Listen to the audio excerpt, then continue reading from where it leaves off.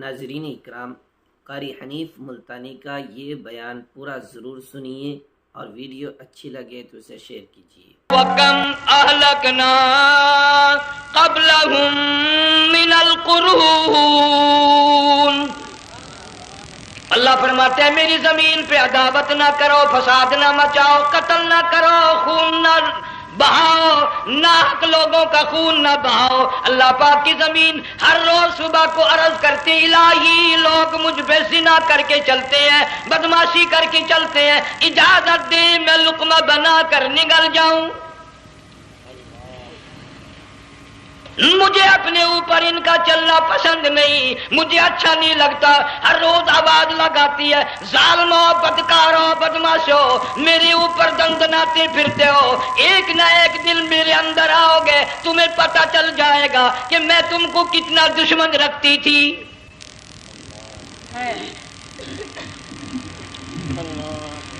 آج لوگ آزاد ہو گئے، جو کسی کی سمجھ میں آتا وہی بکتا ہے، جو سمجھ میں آتا وہی کرتا ہے، نہ کوئی راہ متعین رہی، نہ کوئی مسلک رہا، نہ کوئی بات رہی۔ جناب مدنی کریم صلی اللہ تعالی علیہ وسلم کا بڑا عظیم تر صحابی ہے، بہت بڑا جرنیل ہے، سیدنا معاذ ابن جبل رضی اللہ تعالی عنہ مدینے پاک میں بیمار ہے، آخری وقت ہے، دعا کرو اللہ ہم سب کو مدینے کی موت عطا فرمائے۔ بہت جلیل القدر صحابی ہے۔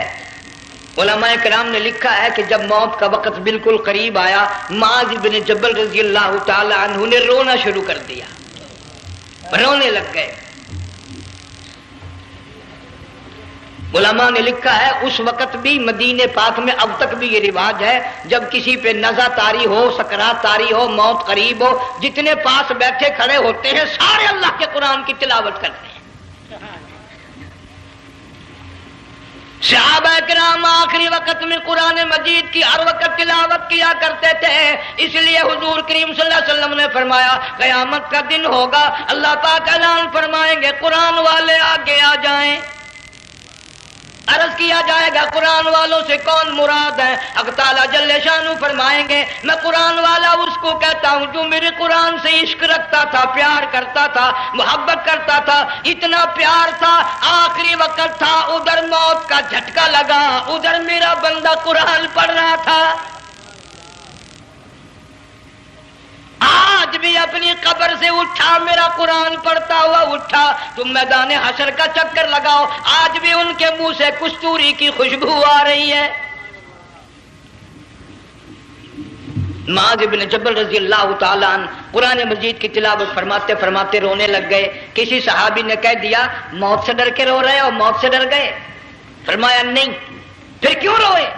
صحابی کہتا ہے میرے دل کی تمنا میرے دل میں رہی، میری آرزو پوری نہ ہو سکی، میری حسرت پوری نہ ہوئی، میرا ذوق پورا نہ ہوا، میرا شوق پورا نہ ہوا۔ میری تمنا تھی گرمی کا موسم ہو، رمضان کا مہینہ ہو، میں روزہ دار ہوں، جہاد فی سبیل اللہ ہو، کفر اسلام کا مقابلہ ہو، میں کئی کافروں کو قتل کر دیتا، پھر کافر بھی اکٹھے ہو کر مجھ پہ ٹوٹ پڑتے، میرا ناک کاٹ لیتے، میری زبان کاٹ لیتے، میں اللہ کی حضور میں جاتا، اللہ مجھ سے پوچھتا معاذ دنیا سے کیا لایا؟ میں عرض کرتا الہی بولوں کیسے، زبان بھی تیری نام پہ کٹا کے آیا ہوں، اور روزہ رکھ کر آیا ہوں، نیت یہ ہے کہ تیرے محبوب کے حوض کوثر کے پانی سے روزہ افطار کروں گا۔ ان اللہ والوں کی یہ موت تھی۔ مالک بن دینار رحمت اللہ علیہ ایک عجیب نوجوان کا واقعہ تحریر فرماتے ہیں، گرمی تھی، دوپہر تھی، سورج اپنی شباب پہ تھا، بڑی سخت گرمی تھی، میں نے ایک نوجوان کو دیکھا، وہ پیروں سے معذور ہے، دونوں پیر نہیں ہیں، ہاتھوں کے بل زمین پہ گھسٹ گھسٹ کے چل رہا ہے، اور گلے میں کرتا بھی نہیں، سامان کوئی نہیں، سواری کوئی نہیں، کھانے پینے کا انتظام کوئی نہیں۔ مالک بن دینار رحمت اللہ علیہ فرماتے ہیں میں نے اس نوجوان سے پوچھا کہ تو کہاں سے چلا اس حالت میں؟ کہنے لگا میں بلخ بخارے سے چلا ہوں۔ تجھے یوں ہی ہاتھوں کے بل گھسٹتے چلتے کتنا عرصہ گزر گیا. نوجوان کہنے لگا اللہ والے 7 برس ختم ہو کر 8واں لگ چکا ہے. اس حالت میں کہ جی ہاں اسی حالت میں تیرا کھانا پینا. جوان کہنے لگا والذی ہوا یطعمنی ویسقین وَإِذَا مَرِضْتُ فَهُوَ يَشْفِينِ. اللہ ہی کھلاتا ہے وہی پلاتا ہے، بیمار ہو جاتا ہوں وہی تندرستی عطا کرتا ہے. اور نوجوان دوپہر بڑی سخت ہے، گرمی بڑی سخت ہے، میرے یہاں دوپہر کو آرام کر لے، قیام کر لے، کچھ دیر ٹھہر جا، آج میرے یہاں قیام کر لے. نوجوان رونے لگا اور کہنے لگا مالک بن دینار، یہ 2-4 منٹ جو تیری ساتھ باتوں میں میرے خرچ ہو گئے، مجھے ان کا ہی بڑا دکھ ہے. میں اور اپنی اس معذوری میں ہاتھوں کے بل 2-4 گز گھسٹ کر اور اپنے رب کے قریب ہو جاتا. یہ جو تیری ساتھ بات کرنے میں تھوڑا سا وقت خرچ ہو گیا، مجھے اس کا ہی بڑا دکھ ہے. ارے تو تھک گیا ہوگا. جوان کہتا ہے تیرے دیوانے مگر چلنے سے رک سکتے نہیں، تیرے دیوانے مگر چلنے سے رک سکتے نہیں، پاؤں تھک جاتے ہیں دل ان کے کبھی تھکتے نہیں. میرے سامنے تھکنے کا نام نہ لو، میرے دل میں عشق کی آگ جلی ہوئی ہے، سوز و گداز کا سمندر طوفان برپا کر رہا ہے. میں نہیں تھکنا جانتا، میرے یہاں نیند کا سوال نہیں، آرام کا سوال نہیں، میں تو گھسٹ گھسٹ کر رب کے دربار میں حاضر ہوا چاہتا ہوں. پوچھا کہ جا کہاں رہے ہو؟ کہنے لگا بیت اللہ کی زیارت کے لیے چلا، روز رسول اللہ صلی اللہ علیہ وسلم کی زیارت کے لیے چلا. کھانا پینا کچھ نہیں کہ نہیں، بس کہ منتظر ہوں اس گھڑی کا کہ کب وہ وقت آئے اور کب میں جا کر یوں کہوں کہ اے مدینے کی مہاجر سبز گنبد کے مکی، اے مدینے کے مہاجر سبز گنبد کی مکی، عرش ہے تیرے قدم کے فیض سے یہ سرزمین. کب وہ وقت آئے، کب میں مدینے کی گلیوں کو دیکھوں، کب آب و ہوا کو دیکھوں، کب مدینے کی بہاروں کو دیکھوں، کب گنبد خضرا پہ میری نگاہ پڑے، میرے دل کی تسلی ہو جائے. عاشق لوگ یوں ہی کیا کرتے ہیں. دیہات کی ایک عورت آئی رسول اکرم صلی اللہ علیہ وسلم کی وفات شریف کے بعد اور آ کے کہنے لگی بہن عائشہ رضی اللہ تعالیٰ عنہا، میں نے سنا ہے سرکار کی وفات شریف ہو گئی، کیا کہاں دفن کیا کہ اس حجرے میں؟ کہنے لگی مجھے دروازہ کھول کر قبر کی زیارت تو کرا دے. عورت صاحب دیہات کی رہنے والی چوکٹ پہ کھڑی ہو کے کہنے لگی آقا جب بھی آتی تھی زبان تیری ہوتی تھی، قرآن خدا کا سنتی تھی، مسائل پوچھتی تھی، زیارت کرتی تھی، اب یہ زندگی اچھی نہیں لگتی، میں تیرے قدموں میں مرنا چاہتی ہوں. علماء نے لکھا ہے ایک چیخ ماری چوکٹ پہ گر کر جان دے دی. سبحان اللہ. مالک بن دینار رحمت اللہ علیہ فرماتے میں بھی اس سال حج کے لیے گیا مینا میں نے دیکھا کہ بڑا مجمع لگا ہوا ہے ایک جگہ، تو میں بھی گیا کہ یہ لوگ کیوں اکٹھے ہیں. میں نے لوگوں میں سے جھانک کر دیکھا تو وہی نوجوان بیٹھا ہے جس کو میں نے دوپہر کے وقت دیکھا تھا.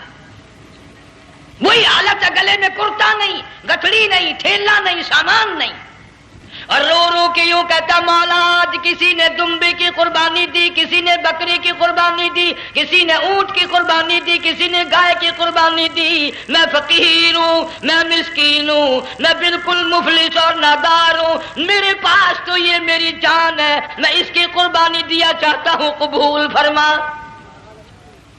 ہزاروں لاکھوں لوگوں کے سامنے ایک چیخ ماری اور مینا میں جان دے دی. اس حالت میں ان اللہ والوں کا آخری وقت آتا ہے. ایک ہم لوگ مرتے ہیں ایکسیڈنٹوں میں، سڑکوں پہ، ادھر موت کا جھٹکا لگ رہا، ادھر منہ میں کنجری کا گانا. ارشاد فرمایا مدنی کریم صلی اللہ تعالی علیہ وسلم نے سیاتی علی الناس زمان، اور لوگوں میری امت میں ایک وقت ایسا آئے گا لوگ اتنے برباد ہو جائیں گے، صبح کو آدمی مومن مسلمان ہوگا، شام کو موت آئی تو جنازہ کافر کا اٹھ رہا ہوگا. گھروں میں، محلوں میں آج موت آتی ہے، کنجری کا گانا منہ میں ہوتا ہے، ادھر دم نکل رہا ہے، ادھر کنجری کا گانا کانوں میں آواز آ رہی ہے، میت کو غسل دیا جا رہا ہے، کنجری کی آواز آ رہی ہے، جنازہ اٹھا کر لے جا رہے ہیں، کنجری کی آواز آ رہی ہے، قبر میں میت اتاری جا رہی ہے، کنجری کی آواز آ رہی ہے، قبر پہ مٹی ڈالی جا رہی ہے، کنجری کی آواز آ رہی ہے۔ اس ماحول میں، اس معاشرے میں ہم کس طرح ایمان اور یقین اور ایمان ساتھ لے کر مریں گے؟ ہزاروں نہیں، لاکھوں کو مرتے وقت کلمہ نصیب نہیں۔ قسم دے کر پوچھو، ماں مر رہی ہے، کلمہ منہ سے نہ نکلا، باپ مر گیا، منہ سے کلمہ نہیں نکلا، بیگم صاحبہ چل بسی، منہ سے کلمہ نہیں نکلا۔ ہزاروں چلے گئے اور اپنے جانے کا پھر بھی یقین نہ آیا۔ تم نے کبھی سوچا تک نہیں، خیال تک نہیں کیا؟ ارشاد فرمایا مدنی کریم صلی اللہ تعالی علیہ وسلم نے اور لوگوں ابو ہریرہ رضی اللہ تعالیٰ عنہ سے پوچھا تو کیوں رویا؟ عرض کرنے لگا میرے آقا اتنی کمزوری کبھی نہ دیکھی، اتنی ضعیفی کبھی نہ دیکھی، اتنی ناتوانی کبھی نہیں دیکھی، چہرہ انور بالکل کمزور ہو گیا۔ آپ نے ٹھنڈا سانس لے کر فرمایا ابو ہریرہ تجھے معلوم نہیں موت بالکل قریب آ گئی، بالکل قریب آ گئی موت۔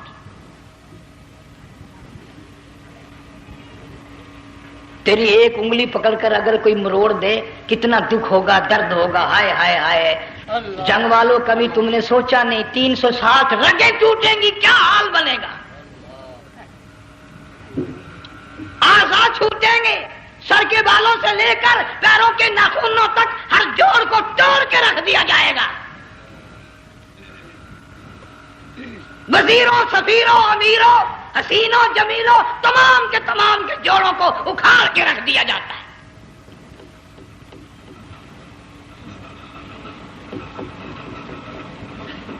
پروگرام تک نہیں مرد عورتوں کا کہ یہ دنیا کسی کی نہ بنی، قبر میں آخر جانا ہی جانا ہے۔ علماء کرام نے لکھا ہے کہ حضرت عیسیٰ علیہ السلام کے پاس لوگ آئے اور کہنے لگے نئی نئی قبروں سے مردے زندہ کر کے دکھاتے ہو، آؤ ہم ایک پرانی قبر پہ لے کے چلتے ہیں، مردہ زندہ کر کے دکھاؤ۔ عیسیٰ علیہ السلام تشریف لے گئے، فرمایا قم باذن اللہ، ایک نوجوان زندہ ہو کر قبر سے نکل کر سامنے آ کر کھڑا ہو گیا۔ عیسیٰ علیہ السلام نے پوچھا تو کون ہے؟ وہ کہنے لگا میرا نام سام ہے، میں حضرت نوح علیہ السلام کا بیٹا ہوں۔ تو پیغمبر کا دماغ تو پیغمبر کا ہوتا ہے نا۔ فرمایا تجھے تو بڑا عرصہ قبر میں گزر گیا، کتنے ہزار سال قبر میں گزر گئے؟ کہ جی ہاں۔ عیسیٰ علیہ السلام نے فرمایا یار ملاقات تو اللہ نے کرائی دی، قبر کا کچھ حال تو بتا کیا بنتی ہے، قبر کا کچھ ماحول بتا، قبر کی خبر بتا۔ علماء کرام نے لکھا وہ نوجوان رونے لگا اور کہنے لگا عیسیٰ علیہ السلام تو قبر کی خبر پوچھتا ہے، قبر کا حال پوچھتا ہے، قبر کا ماحول پوچھتا ہے، قبر کا معاملہ مجھ سے پوچھتے ہو، آپ مجھ سے پہلے یہ کیوں نہیں پوچھتے کہ موت کا جھٹکا کتنا شدید ہے؟ نوجوان رو کے کہنے لگا عیسیٰ علیہ السلام کتنے ہزار سال میری موت کو گزر گئے، پر مالک کائنات کی قسم آج تک میرا منہ کڑوا ہے۔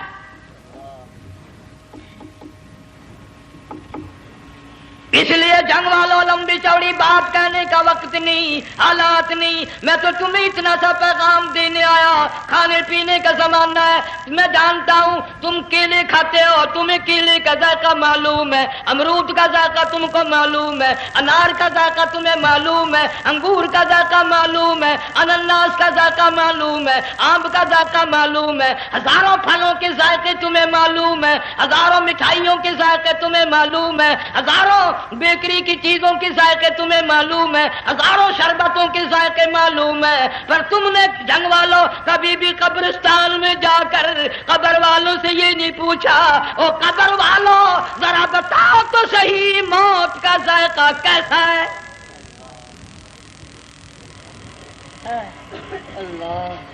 تم نے چکھا نہیں، جنہوں نے چکھا وہ بتانے نہ آئے کیسا ذائقہ ہے۔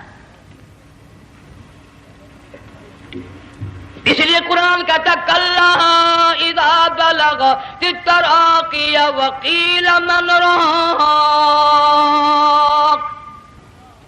وظن انه الفراق والتفت الساق بالساق الى ربك يومئذ المساق. بادشاہ ہو، امیر ہو، وزیر ہو، فقیر ہو، غریب ہو، رگیں ٹوٹیں گی، موت آئے گی، اور جس کی آئی تمہیں معلوم نہیں کس طرح آئی، کس حال میں آئی. جن کے دلوں میں ان باتوں کا خیال آیا، خدا کی قسم صحابہ کرام میں سے اتنے رویا کرتے تھے آنکھیں ختم ہو گئی. جناب فاروق اعظم رضی اللہ تعالیٰ عنہ کو کسی نے دیکھا رو رہے ہیں، بے تحاشا رو رہے ہیں. پوچھ لیا بڑا بہادر پہلوان فاروق تجھے کیا ہوا، اتنا کیوں رویا؟ فرمانے لگے تمہیں معلوم نہیں قبر کا اندھیرا یاد آ گیا.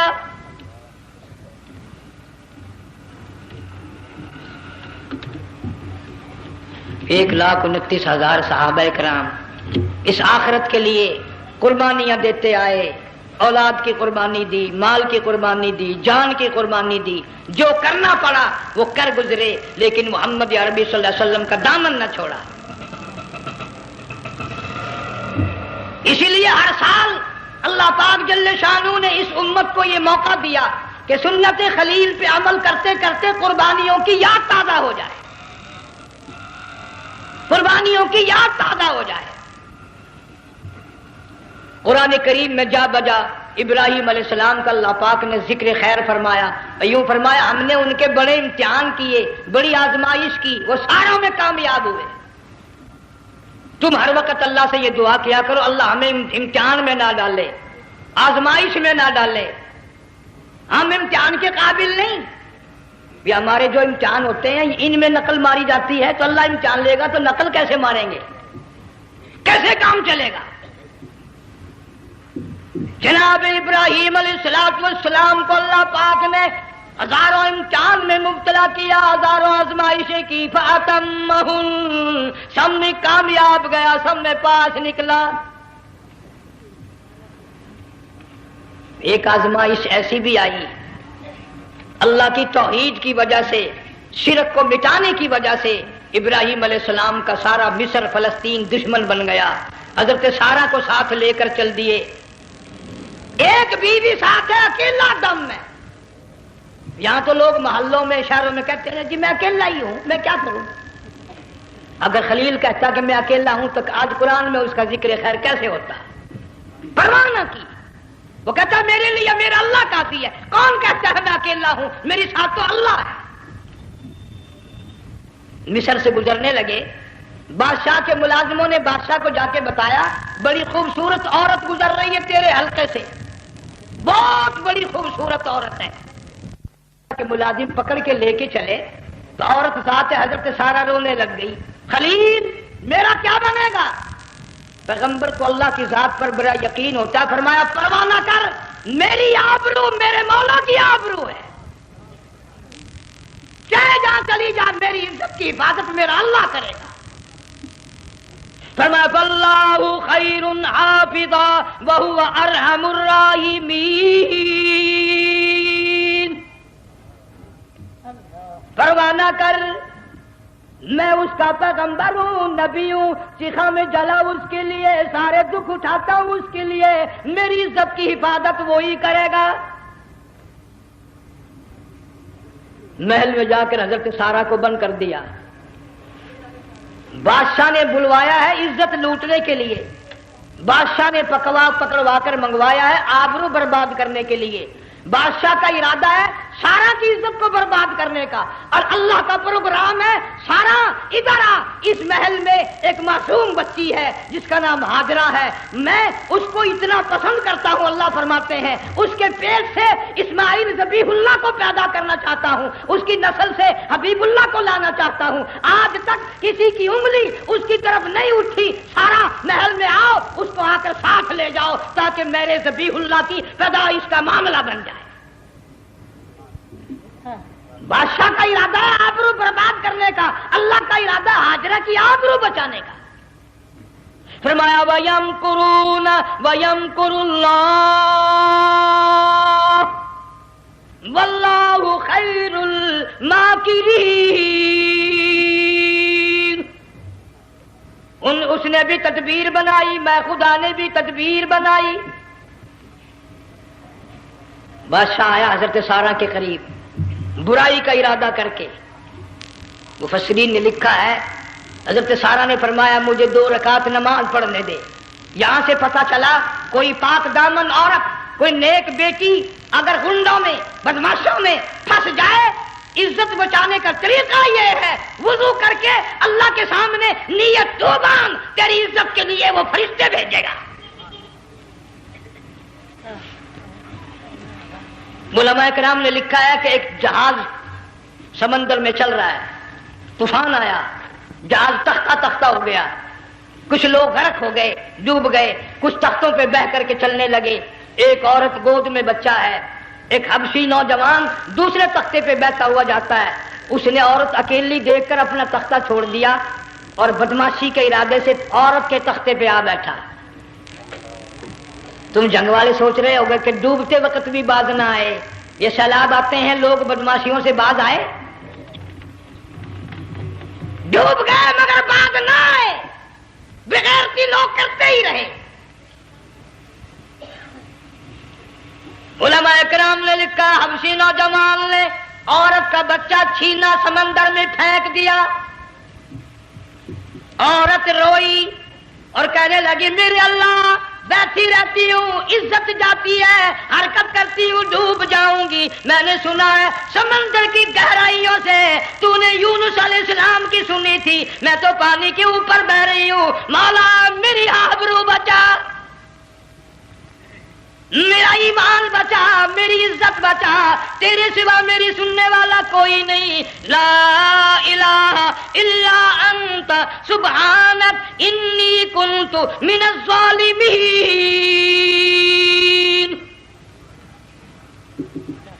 علماء نے لکھا ہے کہ ایک گردن سی نمودار ہوئی پانی میں سے اور حبشی نوجوان کو ایک ہی لقمہ بنا کر لے گئی۔ وہ تو ہر جگہ سنتا ہے، پکارنے والا بے بس بے کس ہو کر جب اس کو پکارتا ہے وہ ہر جگہ انداز پہنچاتا ہے، وہ ہے جو موجود ہر جگہ۔ عورت بہتی بہتی کنارے جا لگی، ایک جہاز قریب آیا، دوپٹے کا اشارہ کر کے اس کو بلایا۔ جہاز میں جب سوار ہوئی تو دیکھتی کیا ہے، ایک نوجوان کی گود میں اس کا وہ بچہ جو سمندر میں پھینک دیا تھا بیٹھا ہوا کھیل رہا ہے۔ ٹوٹ پڑی میرا بچہ ہے۔ لوگوں نے کہا تیرا کہاں سے آیا؟ ماجرا سنایا، اس طرح ہوا۔ جہاز کے کپتان نے کہا ہم جہاز لے کر آ رہے تھے، غیب سے آواز آئی جہاز ادھر کو لے آؤ ورنہ ڈبو دیے جاؤ گے۔ ہم جب جہاز وہاں لے کر پہنچے تو دیکھتے کیا ہے کہ ایک جانور کی پیٹھ پہ یہ بچہ بیٹھا ہوا کھیل رہا تھا۔ عزت بھی بچی، ایمان بھی بچا، بچہ بھی بچا، اور کوئی بچانے کے لیے تدبیر کرے جبھی نا۔ حضرت سارہ نے نماز پڑھ کر بد دعا کر دی، بادشاہ کے سارے بدن میں درد ہونے لگا۔ پیغمبر کا سارا گھر بڑا کریم ہوتا ہے، جب اس کو درد نے ستایا نا کہنے لگا میں وعدہ کرتا ہوں تجھے کچھ نہیں کہوں گا، میرے لیے دعا کر دے۔ اب اگر کوئی جنگ کا ہوتا یا میں ہوتا کہتا دفع ہو تیرے واسطے دعا کا دی، لیکن حضرت سارہ نے پھر جولی پھیلا دی، مولا وعدہ کرتا ہے بدماشی سے توبہ کرتا ہے، اس کو تندرستی عطا فرما دے۔ اللہ نے تندرستی عطا کر دی۔ وہ پھر کہنے لگا لو ایسی حسین عورت کب ہاتھ آئے گی، پھر برائی کے لیے تیار ہو گئے۔ یہاں سے پتہ چلا کہ یہ جو گنڈے بدماش ہوتے ہیں ان کی قسم کا بھی کوئی یقین نہیں۔ اگلے دن ایک آدمی نے قسم کھائی تو اس کے خلاف کرنے لگا۔ لوگ کہنے لگے کہ تو نے قسم کھائی تھی، قرآن اٹھایا تھا، آخر کیا تھی گیا بل ڈٹھی ہوئی مسیح سی، پاٹیا ہوا قرآن سی، آخر ڈٹھی ہوئی مسیح سی تو پاٹیا قرآن سی، قرآن کے لا پورا سی جڑا میں چاہیا۔ مگر اسے یہ معلوم نہیں کہ تو نے تو پاڑیا قرآن اٹھایا، ڈٹھی ہوئی مسیح میں اٹھایا، خدا کا جب غضب آئے گا تو وہ ادھورا نہیں آئے گا، وہ ادھورا نہیں آیا کرتا۔ 3 مرتبہ اس بادشاہ نے حضرت سارہ کے ساتھ ایسا کرنے کا ارادہ کیا، پھر دعا ہوئی، پھر بد دعا ہوئی، پھر دعا ہوئی، پھر بد دعا ہوئی۔ آخر کار کہنے لگا اپنے ملازموں کو کہ وہ بدماش ہو، عورت کے روپ میں کسی بلا کو پکڑ کے لائے ہو، کسی جن بھوت کو لے آئے ہو، اور کہنے لگا تو چلی میرے محل سے جلدی چلی جا اور جاتی جاتی وہ کہا کہ یہ تیری خدمت کیا کرے گی، یہ بچی میرے محل میں ہے، اس کو ساتھ لے جا۔ حضرت سارہ کو، ہاجرہ کو ساتھ کر دیا، سیانی ہو گئی، حضرت ابراہیم علیہ السلام سے نکاح کر دیا، اسماعیل علیہ السلام پیدا ہو گئے۔ اللہ میاں جب حضرت ابراہیم علیہ السلام چومتے ہیں، چاٹتے ہیں، ماتھے پہ بوسے دیتے ہیں، اٹھاتے ہیں، پیغمبر کا بیٹا، خود بھی نبی اور آل میں آنے والا نبی، کالی کملی والا صلی اللہ علیہ وسلم، کتنا حسین چہرہ ہوگا۔ اللہ میاں نے پھر آزما لیا، حکم دیا کہ اس ہاجرہ کو، اسماعیل کو، دونوں ماں بیٹوں کو وہاں چھوڑ کے آ جہاں سینکڑوں میل میں پانی کوئی نہیں، آدمی کوئی نہیں، رستہ کوئی نہیں، گھاس کوئی نہیں، پتا کوئی نہیں، جہاں بیت اللہ ہے یہاں کے بارے میں حکم دیا، چھوڑ کے آ۔ اور اگر آپ کو نیند نہیں آئی تو مزہ آئے گا، اللہ نے یہ فرما دیا، بتانا نہیں ہے کہ میں نے حکم دیا ہے۔ خدا حافظ نبی نہیں کہتا اپنی بیوی کو۔ آج لوگ ہر بات میں کہہ دیتے ہیں ہمارے پیروں کو پتا کل کو کیا ہوگا، ہمارے فقیروں کو پتا ہے پرسوں کیا ہوگا۔ وہ بڑی مدت کی بات ہے، یہی موسم تھا، چماسا گرمی تھی، انارکلی لاہور سے ہم کئی ساتھی گزر رہے تھے، فٹ پاتھ پہ بیٹھا ہے ایک ملنگ، چاروں طرف لوگ کھڑے، بڑا مجمع، کافی دنوں کی تو بات ہو گئی، ہاتھوں کی لکیر دیکھ کر لوگوں کی تقدیر بتا رہا تھا۔ کسی کو کہتا تھا تجھے بڑی اونچی پوسٹ ملے گی، کسی کو کہتا تھا تیری شادی بڑی فرسٹ کلاس لیڈی سے ہوگی۔ وہ بابو تو کوڈا ہی ہو جاتا تھا، لیڈیوں پہ بڑے مرائے یہ لیڈے، کوئی کام نہیں، رات دن بس لیڈیوں کے پیچھے ہی پھرنا ہے۔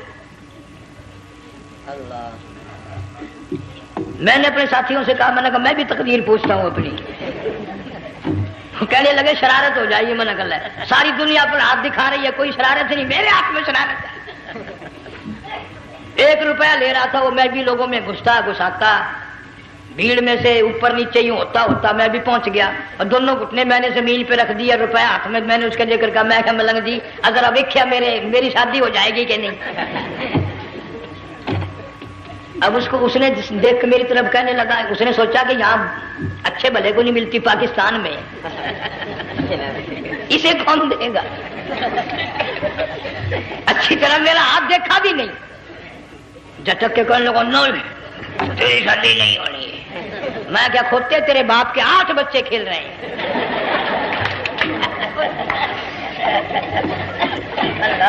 یوں ہی عقیدے بگڑ جاتے ہیں لوگ۔ ہمارے پیر کو پتا، فقیر کو پتا، کسی کو پتا نہیں ہے، کوئی نہیں جانتا۔ فرمایا وما تدری نفس ماذا تکسب غدا، کوئی نہیں جانتا کل کیا ہو جائے گا۔ وما تدری نفس بأي أرض تموت، کوئی نہیں جانتا زمین کے کس ٹکڑے پہ موت آئے گی۔ ان اللہ علیم خبیر، ایک اللہ کی ذات جانتی ہے۔ حضرت ہاجرہ اسماعیل علیہ السلام کو چھوڑ کر چل دیے، نہ خدا حافظ کہا، نہ کوئی تسلی دی، تھوڑی سی کھجوریں، تھوڑا سا پانی، ختم ہو گیا۔ ابراہیم علیہ السلام جب دور نکل گئے تو حضرت ہاجرہ نے دیکھا یہ تو چلے گئے، کھڑی ہو کر آواز دی، اے میرے ابراہیم۔ مڑ کر نہیں دیکھتے۔ جنگ والوں، اللہ کا پیغمبر اللہ کی اجازت کے بغیر اپنی بیوی کی طرف نہیں دیکھتا، گھر والی کی طرف نظر اٹھا کر نہیں دیکھتا۔ ایک تم ہو، چٹی داڑھی، بڑھے پا، کالے برقعے والی نظر آ جائے نا، آگے بھاگ کر بڑے نہیں آتے ہیں۔ کہاں جانا چاہتی ہیں آپ؟ تیری ماں لگتی ہے، آپ چلی جائے تو یہ کیا ہوا؟ یہ کالے برقعے پہ مرتے مرتے مرتے مرتے مر ہی گئے۔ ایسا عجیب تماشا۔ وہ لاہور پلیٹ فارم پر پھر رہی تھی نا ایک لیڈی برقع اوڑے، آ گیا ایک لیڈا، کہنے لگا سیب نہ پلاؤں، نے کہا لے آئے، نے کہا واہ کام بن گیا، اس سے منپ لے آیا۔ تھوڑی دیر کے بعد کہنے لگا میرے خیال میں کوئی پھینٹا بھی ہو جائے، نے کہا لے آئے، نے کہا سبحان اللہ پکا کام ہو گیا۔ اسے منپ بھی پی لی، پھینٹا بھی ڈکار گئی۔ تھوڑی سی دیر کے بعد کہنے لگا سیب لے آؤں، وہ لے ہی آیا سیب۔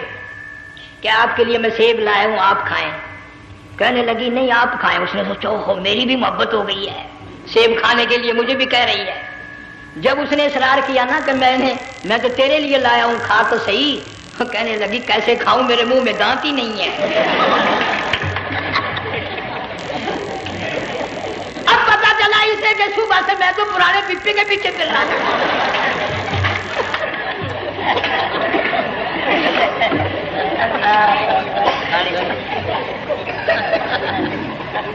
صرف برقع دیکھا چل دی.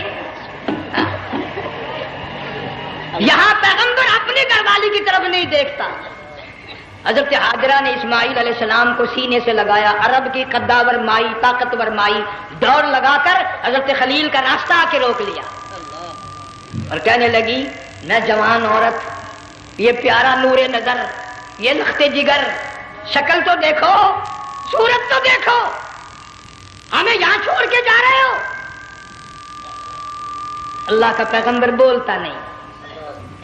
پتہ چلا پیغمبر اللہ کی اجازت کے بغیر سانس نہیں لیتا, آنکھ کا اشارہ نہیں کرتا. حضرت حاجرہ رونے لگ گئی, میرے خلیل, میری ابراہیم, میرا قصور بتاؤ, میرا جرم بتاؤ, میری خطا بتاؤ, میرا گناہ بتاؤ, معافی چاہوں گی, معذرت کروں گی. اس بچے کا کیا گناہ ہے اس میدان میں چھوڑ کے چلے ہو؟ بولتے نہیں ہیں, اللہ کی طرف سے بولنے کی اجازت نہیں ہے. حضرت حاجرہ نے خود ہی قیاس لگایا, سوچتی ہیں پیغمبر تو کسی پہ ظلم نہیں کرتا. وہ کہنے لگی خلیل کہیں اس رب کا حکم تو نہیں, کہیں اس اللہ کا یوں حکم تو نہیں. جنگ کے لوگوں اگر خلیل ہاں کہہ دیتا تو کیا حرج تھا, ہاں نہیں کہتا, اجازت نہیں, تاکہ حاجرہ کے یقین ایمان کا امتحان مکمل ہو. مفسرین نے لکھا ہے کہ حضرت ابراہیم علیہ السلام نے سر کا یوں اشارہ کیا, بس ذرا سا ہاں. پھر عورت کا ایمان دیکھ, یقین دیکھ, یہی نہ بیٹھی, دوڑ کے وہاں گئی ہے جہاں پہلے بٹھا کر آئے تھے اور کہنے لگی ابراہیم جاؤ, میں جانوں میرا رب جانے, پرواہ نہیں. راتیں آتی ہیں چلی جاتی ہیں, دن آتے ہیں گزر جاتے ہیں. تھوڑی سی کھجوریں تھی وہ ختم ہو گئی, پانی ختم ہو گیا, بھوک اور پیاس نے بے چین کر دیا. اسماعیل علیہ السلام کی اتنی لمبی زبان باہر نکلا.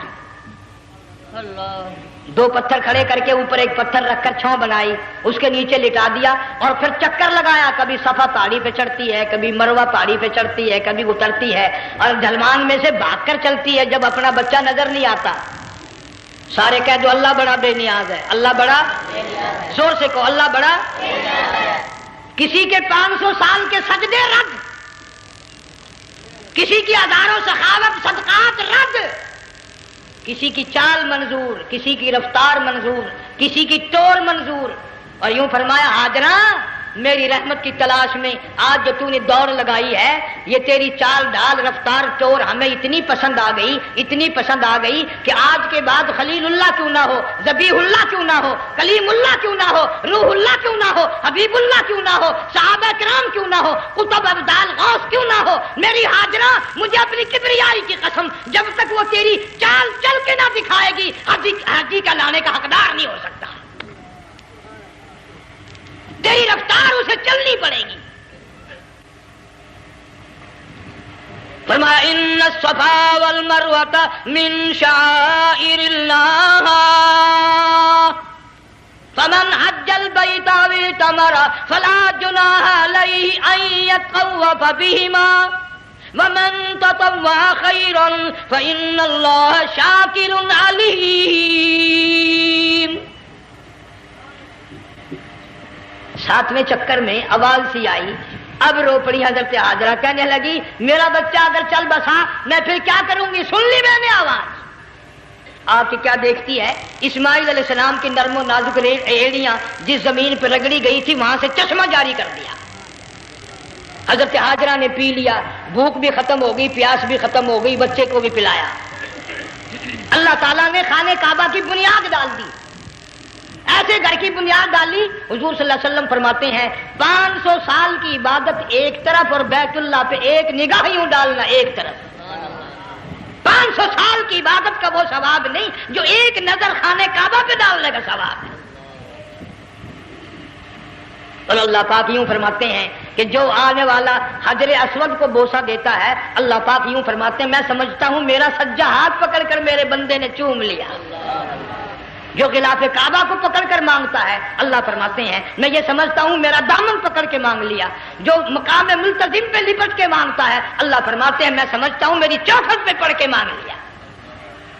اور فرمایا لوگوں یہ جو آنے والے آئے ہیں یہ رشتہ داروں کے مہمان نہیں، عزیزوں کے مہمان نہیں، دوستوں کے مہمان نہیں، میں خدا میزبان ہوں، یہ میرے مہمان ہیں۔ آج ان کی دعاؤں پہ آمین کہو، فرشتوں کو حکم ہوتا ہے ان سے مصافحہ کرو۔ مگر اللہ تعالیٰ سب کو توفیق دے کہ حج مکمل کر کے آئیں اور سب کا حج قبول فرمائے۔ میرے علاقے میں کئی سالوں کی بات ہے پرانی، جب کوئی حاجی تھا، ایک آدمی حج کر کے آیا، میں دوپہر کو اس کو ملنے گیا تو زور کی نماز کا وقت آیا، میں اٹھ کے چلا گیا نماز پڑھنے۔ پھر عصر کی نماز کا وقت آیا، میں اٹھا اور نماز پڑھ کے آ گیا۔ میں نے اس حاجی کے لڑکے سے پوچھا، میں نے کہا حاجی صاحب نے نماز یہیں پڑھی؟ تو کہنے لگا جی ابھی شروع نہیں کی، سفر کے تھکے ہوئے ہیں نا، 2-4 دن کے بعد شروع کریں گے۔ شکر ہے پہلے لوگ جھوٹ نہیں بولا کرتے تھے، ہاں آج کل کا ہوتا نا تو وہ کہہ دیتا ہے جی یہ تو کئی وقت کی کچھی پڑھ کر بیٹھے ہیں۔ تو پھر مولوی تھا نا، میں بیٹھ گیا حاجی کے پاس، باتوں میں اس کو لے آیا، یہی میں نے کہا حاجی صاحب نماز نہیں پڑھی؟ کہنے لگا آپ ہی لوگوں سے سنا ہے کہ بیت اللہ میں جو ایک نماز پڑھے 1,00,000 کا ثواب ملتا ہے، مسجد نبی میں جو ایک نماز پڑھے 50,000 کا ثواب ملتا ہے، 4 مہینے پڑھ کے آیا، وہ حساب لگا لو۔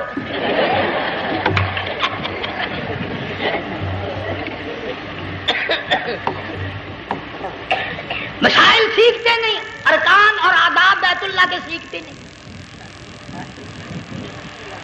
ڈی سی کے دفتر میں اگر جانا ہو کئیوں سے پوچھے کیسا جاؤں، کس طرح درخواست دوں، کیسے کہوں، کیسے کھڑا ہوں، کیسے بیٹھوں، کیا عرض کروں، اور اللہ کے دربار میں ہم جاتے ہیں اور سیکھ کرنے جاتے ہیں، یہ خوف نہیں کہ اگر بے ادبی ہوگی تو مارا جاؤں گا۔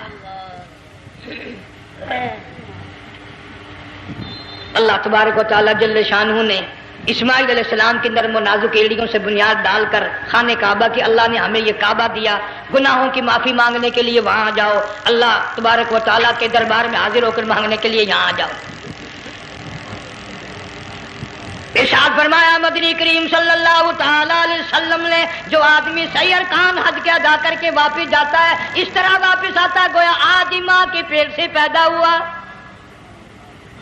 پہلے لوگ یوں ہی حج کیا کرتے تھے، یوں ہی قربانیاں کرتے تھے، اب تو ہر چیز کی لوگ آسانی تلاش کرتے ہیں۔ پچھلے بقرعید کے موقع پر ہمارے مسجد میں ایک آدمی مجھے کہنے لگا اگر کوئی غریب آدمی مرغی کی قربانی دے دے تو لگ جائے گی؟ میں نے کہا تو مکھی مار دے انشاءاللہ وہی لگ جائے گی۔ سارے کام ٹیڑھی ہو گئے، نیچے نیچے نیچے نیچے کو چلے آ رہے۔ آج کل وہ ٹیڑھی بکرے بکری آئے ہوئے ہیں نا، کہیں تو قربانی کے لیے یا کندھے کو اٹھا کر لاوے۔ اب بتاؤ یہ گوشت بانٹے گا یا کھاوے گا یا فریج میں رکھے گا، کیا کرے گا؟ بالکل کام بگڑ گیا۔ حضور صلی اللہ علیہ وسلم نے فرمایا قربانی کا جانور اچھا تلاش کر کے لاؤ، اس کے بدن پہ جتنے بال ہوتے ہیں اتنی نیکیاں لکھی جاتی ہیں۔ اور میرا موضوع نہیں، حضور صلی اللہ علیہ وسلم نے فرمایا کہ میں نے اللہ سے دعا کی تھی میری امت کا کیا بنے گا، پل صراط پہ سے گزرتے وقت اللہ تعالیٰ نے میری دعا کو قبول فرما کر یوں فرما دیا کہ تیری امت جو قربانی میں جانور ذبح کرے گی میں خدا پل صراط کے کنارے پر زندہ کر کے ان سب جانوروں کو سواریاں بنا کر پیش کر دوں گا۔ اس لیے بقرعید بالکل قریب آ گئی، ہر دین ایمان اسلام کے لیے قربانی کے لیے تیار رہو۔ زیادہ سے زیادہ مجھے آج کل فکر لگا ہوا ہے کہ اپنے گھروں کو میں نماز کا اہتمام کرو۔ آج حال یہ بنا ہوا ہے کہ اگر گھر والی کی گود میں موت آئی تو گھر والی بے نماز، دھی کی گود میں موت آئی دھی بے نماز، بہن کی جھولی میں موت آئی بہن بے نماز، بیٹے کی گود میں موت آئی بیٹا بے نماز، بھائی کی گود میں موت آئی بھائی بے نماز۔ ڈاکٹر کے ہاتھ میں موت آئی، ڈاکٹر بے نماز، کمپیوٹر کے ہاتھ میں موت آئی، کمپیوٹر بے نماز، نرس کے ہاتھ میں موت آئی، نرس بے نماز، تیرا کفن خرید کے لانے والا بے نماز، تیرے غسل کا پانی گرم کرنے والا بے نماز، تیری قبر کھودنے والے بے نماز، تیرا جنازہ اٹھانے والے بے نماز، تیری قبر پہ مٹی ڈالنے والے بے نماز۔ اگر تو نمازی بھی ہے، یہ اتنے چاروں طرف کے بے نماز تجھے جنت میں کب جانے دیں گے؟